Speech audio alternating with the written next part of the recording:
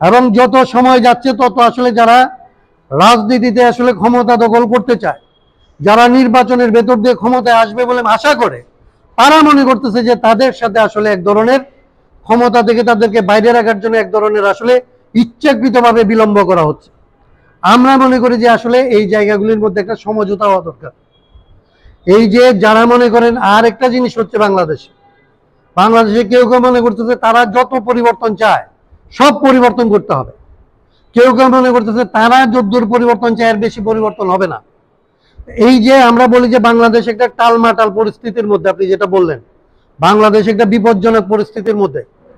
আঞ্চলিক যে রাজনৈতিক পরিস্থিতি, আপনি মায়ানমার থেকে শুরু করে আমাদের পূর্ব দিকে সমস্ত জায়গা, ভারত, এই সমস্ত জায়গা কিংবা সারা বিশ্ব পরিস্থিতি আজকে রাজনৈতিকভাবে অস্থিতিশীল হওয়ার দিকে যাচ্ছে।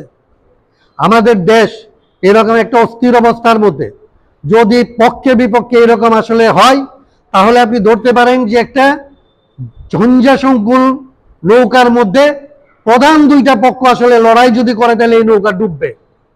এই বাংলাদেশের বিপদ আছে যদি এদের মধ্যে আসলে সমঝোতা না হয়। আমরা এই জন্য বলছি যে সংস্কারের জন্য সমঝোতা করেন, সমঝোতার ভিত্তিতে নির্বাচন করেন, এবং সেই নির্বাচনের সম্পর্কে আমাদের একটা সমঝোতা প্রস্তাব আছে। এই কথাটা বললে আপনাদের কাছে একটু ক্লিয়ার হবে। 1970 সালের কথা আসছে না, 1970 সালে একটা নির্বাচন হয়েছিল। আপনারা জানেন যে আওয়ামী লীগ সেই নির্বাচনে নিরঙ্কুশ সংখ্যাগরিষ্ঠতা পাইছিল। তো সেই নির্বাচনটা কিসের নির্বাচন ছিল? সেই নির্বাচনে একসাথে দুইটা কাজ ছিল। সেই নির্বাচনে মেম্বার অফ ন্যাশনাল অ্যাসেম্বলি যারা হয়েছিলেন, তাদের প্রথম কাজ ছিল যে তারা 6 দফার ভিত্তিতে পাকিস্তানের একটা ঐক্যমত হয়েছিল, এলএফও হয়েছিল, লিগাল ফ্রেমওয়ার্ক অর্ডারে বলা হয়েছিল যে বাংলাদেশের জন্য এইরকম একটা সংবিধান হবে, আর পাকিস্তানের জন্য এইটার এই মূলনীতি থাকবে। এবং এই সংবিধান যারা ক্ষমতায় নির্বাচিত হবে, তারা নির্বাচনের 120 দিনের মধ্যে, প্রথম অধিবেশনের 120 দিনের মধ্যে তারা এই সংবিধান করবে, এবং এই সংবিধানের আলোকে পরবর্তীতে এরাই আসলে সরকার পরিচালনা করবে। সেই জন্য আপনারা দেখবেন দুইটা দলিলের কথা আমি আপনাদের বলতেছি। এই এপ্রিল মাসে বাংলাদেশের 10ই এপ্রিলে স্বাধীনতার ঘোষণাপত্র বলে একটা দলিল ঘোষিত হয়েছিল। সেই ঘোষণাপত্রের প্রথম লাইনে আপনারা দেখবেন তারা বলতেছে যে বাংলাদেশে এই ডিসেম্বর থেকে জানুয়ারি মাসের মধ্যে একটা শাসনতন্ত্র প্রণয়নের জন্য একটা অবাধ নির্বাচন হয়েছে।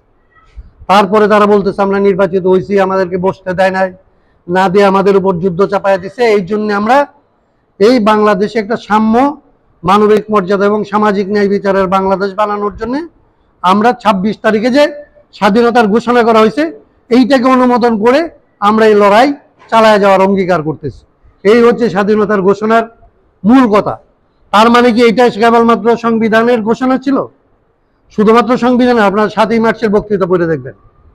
7ই মার্চের বক্তৃতার মধ্যে একদম প্রথম লাইনের প্রথম প্যারায় আছে, শেখ মুজিবুর রহমান বলতেছেন, কি অপরাধ করেছিলাম, এই দেশের মানুষ আমাকে ভোট দিয়েছিল, আমার দলকে ভোট দিয়েছিল, কথা ছিল আমরা সংসদে বসবো, আমরা শাসনতন্ত্র করব।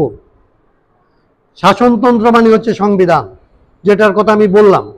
কিন্তু এই বক্তৃতাতেই তিনি বলছেন আমি প্রধানমন্ত্রী তো চাই না। তার মানে উনি জানতেন যে এইটার আরেকটা দায়িত্ব ছিল যে তারা সংবিধান করার পরে সে যেহেতু আসলে এই দলের, এই দেশের মেজরিটি পার্টির লিডার, তারই প্রধানমন্ত্রী হওয়ার কথা ছিল। তার মানে আমি বলছি এইরকম নির্বাচন আমরা মাথা থেকে বলতেছি না। আমাদের দেশে এটার নজির আছে যে একসাথে দুইটা কাজের জন্য নির্বাচন করা যায়। 70 সালে হয়েছে এটা, 46-এর পরে আমরা হয়েছে নির্বাচন। তাহলে আমরা বলতেছি যারা নির্বাচন আগে চান আর যারা সংস্কার আগে চান, তাদের দুইটা পক্ষের মধ্যে সমঝোতা হওয়া সম্ভব। সমঝোতা হয়ে বলা যায় সম্ভব যে যেদিন নির্বাচন হবে ওই দিনই দুইটা কাজের জন্য নির্বাচন করেন। আপনারা বলেন যে আপনারা বৈশাখ প্রথম অধিবেশনেই আপনারা সংবিধানের সংস্কার করবেন, এবং এটা করবেন হচ্ছে গণপরিষদ হিসাবেই বলেন আর সংস্কার পরিষদ হিসাবেই বলেন। এই কাজটা আপনি করার পরে আপনারা সরকার গঠন করে দেশ চালাবেন। তাইলে আজকে যেটা সন্দেহ হচ্ছে যে নির্বাচন পিছিয়ে দেওয়া হচ্ছে সংস্কারের কথা বলে, কিংবা যে সন্দেহ হচ্ছে যে সংস্কারের না করে আসলে এরা ক্ষমতায় গিয়ে আর সংস্কার করবে না, এই যে সন্দেহ, এই যে অবিশ্বাস, যেটা আসলে জাতিকে বিভক্ত করে ফেলতেছে। মাত্র কয়েকদিন আগে, এখনো রক্তের দাগ শুকায় নাই, এখনো আহত ছেলেরা মারা যাচ্ছে, এখনো পর্যন্ত আহত ছেলেরা হাসপাতাল ছাড়ে নাই।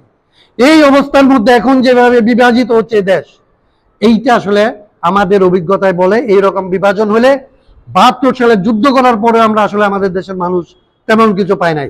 90 সালে জিতার পরে দেশের মানুষ তেমন কিছু পায় নাই। 24 সালে আবারও এত বড় বিজয়ের পরে বাংলাদেশ থেকে যদি বিজয়ের ফল ব্যাহত হয়, এই দেশের মানুষের চেয়ে দুর্ভাগ্য আর কেউ হবে। সেই জন্য আমরা মনে করি, আমরা যেটা বলছি যে সংস্কার লাগবে, এটার জন্য সমঝোতা লাগবে, এটার জন্য নির্বাচন এইভাবে করা লাগবে। এই হচ্ছে বাংলাদেশের জন্য আজকে সবচাইতে উপযুক্ত ফর্মুলা। আমরা নিজেরাই সংস্কারের কথা বলছি, এ কথা আপনারা বলেন, আমরা এটা নিয়ে একবারও বলি নাই। আমরা বাংলাদেশে একবারও দাবি করি নাই যে সংস্কারের কথা আমরা প্রথম বলছি, অতএব আমাদের এখানে একটা মাতব্বরির ব্যাপার আছে, আমরা মাতব্বরি চাই না। আমরা একবারও বলি নাই যে এটা আমরা বলছি। আমরা বলছি যে আমরা যেটা যে একটু আগে বলছিলেন একজন, আমরা বলি যে সংস্কারের কথা আমরা বলছি, কিন্তু এটা কেন আসলে বাংলাদেশে এত জনপ্রিয় হইলো? এটা হইল এই কারণে যে আমরা প্রকাশ্যে চিন্তাটা আনছি, কিন্তু এই চিন্তাটাই সমাজের মধ্যে আসলে জন্মাইতেছিল। চিন্তা অনেকের মধ্যে, এই আকাঙ্ক্ষা বাংলাদেশের মানুষের মধ্যে ছিল বলে আমরা বলার পরে এই যে লক্ষ লক্ষ কোটি কোটি মানুষ আজকে সংস্কারের কথা বলে, এদের সবার সাথে তো আমাদের দেখা হয় নাই, এরা তো আমাদের নামও জানে না, এরা তো আমাদের সংগঠনকেও চিনে না। তাইলে কেন তারা বলতেছে? তারা বলতেছে মানে হচ্ছে এই যে তাদের মধ্যে আমাদের মতোই চিন্তা আছে এবং আমাদের মতো করে এরা বাংলাদেশের সমস্যার সমাধানের কথা ভাবে। সেই জন্য আমরা আগে বলছি বলে আমরা কোনো কৃতিত্ব দাবি করি না। আমরা মনে করি যে জনগণের আকাঙ্ক্ষার সাথে আমরা ছিলাম, আছি, আমরা থাকি এবং আমরা বাংলাদেশের সংস্কারটা চাই। এইখানে আমাদের, আমি ওই অত বড় দলের শেখ মুজিবের মতো অত বড় নেতা না। আমরা বলতে চাই আমরা কোনো কিছু চাই না বাংলাদেশ। আমরা কোনো পদ পদবি, কোনো ধরনের সংস্কার কমিশনে কোনো অবস্থান কিচ্ছু আমরা নেই নাই। আমাদেরকে ধরেন আপনারা দেখবেন যে বাংলাদেশের সংবিধান সংস্কার কমিশন হয়েছে না, ওই কমিশন যদি কয়েকজন বুদ্ধিজীবীর সাথে মানে কয়েকজন সংবিধান বিশেষজ্ঞের সাথে কথা বলছে, তাদের হিসাবে কামাল হোসেনের পরে তারা ধরেন আমার নাম রাখছে, তারা 2 নম্বর বিশেষজ্ঞের নাম রাখছে আমার নাম। তো আমরা আমাদের সংগঠনের পক্ষ থেকে এই সরকারের একটা পদ আমরা নেই নাই, একটা জায়গায় আমরা যাই নাই, কোথাও আমাদের কোনো ধরনের প্রতিনিধিত্ব আমরা চাই নাই। কারণ আমরা চাই এই বিতর্কের মধ্যে না গিয়ে বাংলাদেশের সংস্কারের ক্ষেত্রে আমরা সহায়তা করতে চাই।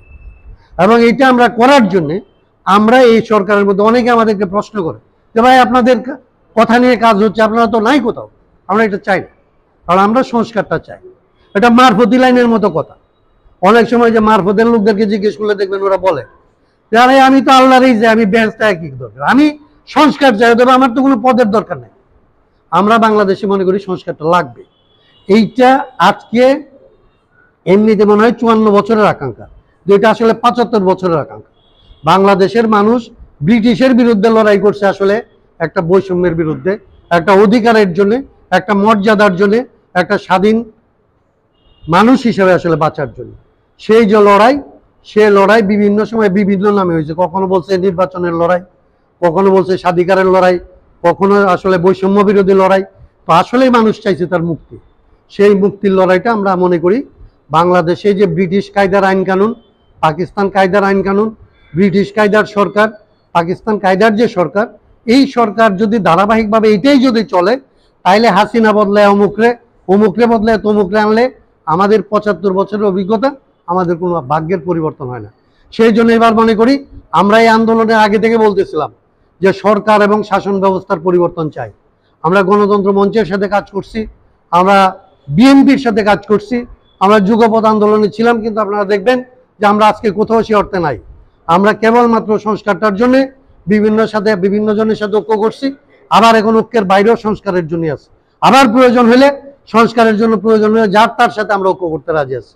যারা যারা আমাদের মতো করে সংস্কারটাকে চাইবে আমরা তাদের সাথে ঐক্যবদ্ধ হইতে চাই। এইটা হচ্ছে সংক্ষেপে আপনাদের সাথে আমাদের প্রাথমিক দফায় কথা। সত্যিকার অর্থে অভ্যুত্থানের সরকার হচ্ছে, যদি সামরিক অভ্যুত্থান না হয়, এটা যেহেতু গণ অভ্যুত্থান, গণ অভ্যুত্থানের সরকার হচ্ছে নির্বাচিত সরকারের চাইতেও জনপ্রিয় সরকার। নির্বাচিত সরকার আমাদের দেশে যারা হয় তারা একটা দলের প্রতিনিধিত্ব করে, আর এই সরকার আপনারা দেখবেন যে একটা দলকে বাদ দিলে বাংলাদেশের সমস্ত রাজনৈতিক দল এবং অরাজনৈতিক মানুষ তারা সবার সমর্থন নিয়ে সরকার ক্ষমতায় আছে। তার মানে এই সরকারের চাইতে জনপ্রিয় সরকার আমরা বলি কেবলমাত্র 71 সালে তাজউদ্দিন সাহেবের সরকার ছিল। তো সেই সরকার অবশ্যই লেজিটিমেট হবে, কারণ তার যে লেজিটিমেসি তার লাগবেই, কারণ এখনো পর্যন্ত এই সরকার কিন্তু লেজিটিমেট। আরেকটা প্রশ্ন আপনাকে বলি, অভ্যুত্থানের সরকার হইল, এই সরকার লেজিটিমেট সরকার, এই বিষয়ে সুপ্রিম কোর্টের রেফারেন্স আছে, এবং এখনো পর্যন্ত এই যারা প্রেসিডেন্ট ছিল, যিনি আসলে নির্বাচিত, সংসদ দ্বারা নির্বাচিত হয়েছিলেন প্রেসিডেন্ট হিসাবে, তিনি আসলে সেই সরকারের ধারাবাহিকতার মধ্যে এখনো পর্যন্ত এই সরকার পরিচালিত হচ্ছে। অতএব লেজিটিমেসির ব্যাপারটা এখনো সংকট নাই, ভবিষ্যতে এটা সংকট হবে বলে আমি মনে করি না। আমি মনে করি যে সরকারের যে অদক্ষতা, তাদের যে এটা দেরি হচ্ছে, সেই কারণে অনেকে, বাংলাদেশে তো রাজনীতিতে সন্দেহ, অবিশ্বাস, পাল্টা ষড়যন্ত্র, এগুলোই তো আমাদের অভিজ্ঞতা। তাহলে সেইখান থেকে এই ষড়যন্ত্রের গন্ধ পাওয়া, এটা বাংলাদেশের রাজনীতির সংস্কৃতির একটা অংশ। কিন্তু আমি নিজে বিশ্বাস করতে চাই, কিংবা আমার মনে হয় যে আপনাদের আমি বলতে চাই, যে এটা যতটা অনভিজ্ঞতার কারণে, ততটা আসলে ষড়যন্ত্রের কারণে না। আমরা মনে করি তাদের আসলে নিজেরা প্রথমে এটা বুঝতে হয়েছে যে আসলে সংস্কার কি, এটা কিভাবে হইতে পারে, কিভাবে করা লাগতে পারে, এগুলি বুঝতেই তাদের যে সময়টা গেছে। আমরা প্রথমে 11 তারিখ যে ফর্মুলা তাদের দিয়েছিলাম, সে অনুযায়ী কাজ করলে এতদিনে তারা সংস্কার করে ফেলতে পারত, এবং এই প্রশ্নের মুখে তারা না পড়লে সংস্কার করা অনেক সহজ হইত। যখন আপনি একটা ভালো কাজ করতে যাবেন, কিন্তু আপনার উদ্দেশ্য সম্পর্কে যখন সন্দেহ তৈরি হয়, তখন আপনার ভালো কাজও আপনার পক্ষে করা কঠিন। যেহেতু এই সরকার এক ধরনের সন্দেহের মধ্যে পড়ছে, সেই জন্য আসলে সরকার যেটাই করতে চায়, যারা তাদেরকে সন্দেহ করে তারা প্রত্যেকে এটাতে আপত্তি করে। এইটা তাদের দূর করতে হবে। আমরা যেরকম বলতেছি সমঝোতা লাগবে, এই সরকারেরও আসলে একটা সমঝোতা কিংবা ঐক্যমত কমিশন বলে একটা জিনিস করছে তারা, তো আমি মনে করি এটা যথেষ্ট না। তাদের আসলে রাজনৈতিক দলগুলিকে এই আস্থায়, যাতে রাজনৈতিক দলগুলি তাদেরকে নিতে পারে, সেই ব্যবস্থা তাদের করা দরকার।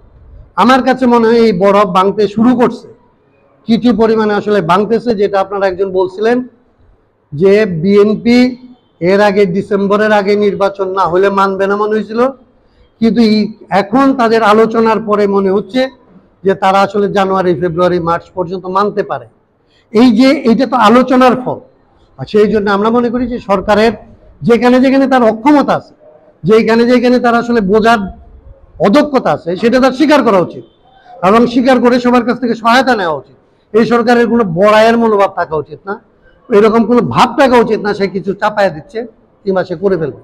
কারণ এটা হচ্ছে সবার একটা আকাঙ্ক্ষিত সরকার, এবং এই সরকারের উপর যদি সন্দেহ তৈরি হয়, তাহলে জাতি খুব ক্ষতিগ্রস্ত হবে।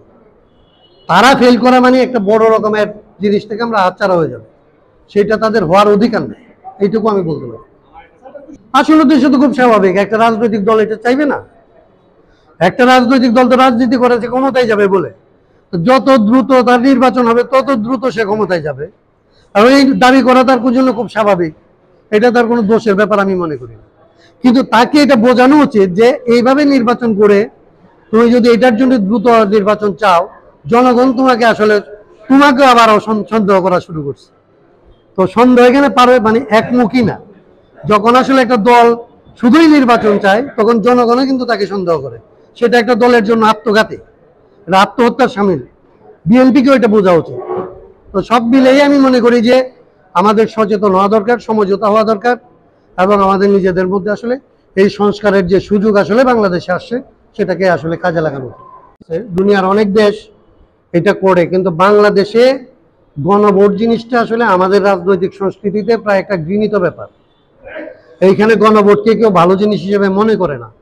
সেই জন্য সরকারের উচিত হবে না একটা দুর্বল মাধ্যমকে ব্যবহার করা। কারণ আপনি তো একটা টেকসই জিনিস বানাবেন, আপনার সংবিধান পরিবর্তন করতেছেন হচ্ছে আগামী 50 বছর যেন এটাতে হাত দেওয়া না লাগে। এইটা নিয়ে প্রথম থেকেই যদি সন্দেহ থাকে, একটা মানে খারাপ ব্যাপার থাকে, তাইলে একটা অস্থিতিশীলতা আমাদেরকে আসলে তাড়া করবে, আমাদের জাতি ক্ষতিগ্রস্ত হইতে থাকে। এই অস্থিতিশীলতা দূর করার জন্যই সবার সাথে সবাইকে আস্থায় নিতে পারে, এইভাবে জিনিসটা করা উচিত। ধন্যবাদ। আর কোনো প্রশ্ন?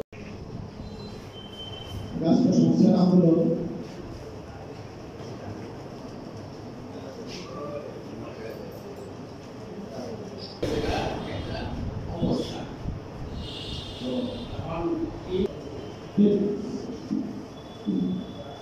সম্মানিত ব্যক্তিদের এখন রাষ্ট্রের একটা আমূল পরিবর্তনের লক্ষ্যে এই যাত্রা শুরু হয়েছে। রাষ্ট্র সংস্কার আন্দোলন উদযাপন করেছে।